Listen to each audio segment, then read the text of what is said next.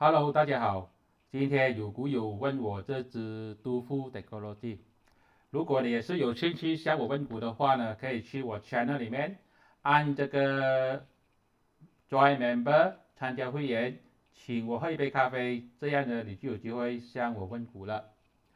首先呢，当他问我这个杜富的时候呢，我就想到一个问题：杜富到底会不会从这个 AI 里面受益？大家知道杜富呢是做 hard disk 的，是做硬盘的。印象中呢，如果 AI、NVIDIA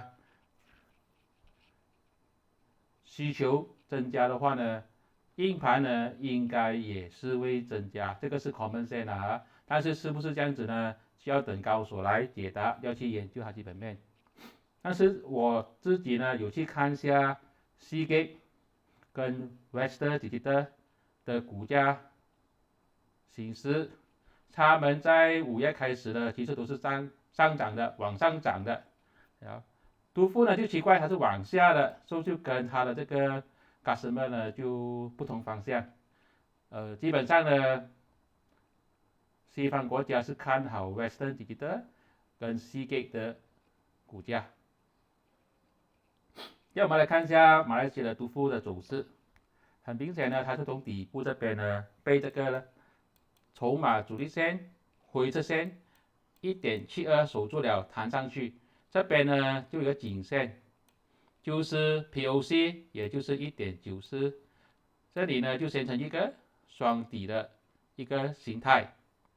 如果要进场的话呢，一定要突破这个1.94，也就是 POC 这个最好是1.95啦。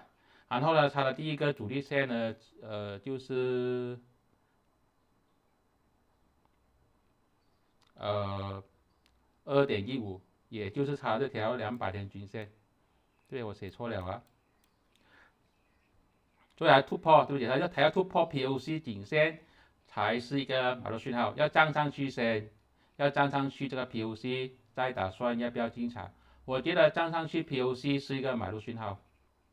无论如何，也要小心一点，因为它前几天呢就是突破又假突破，最后又跌回来，然后呢它的 RSI 呢就是向下了的，所以它有没有机会突破这个1.95呢？不知道，要继续观察。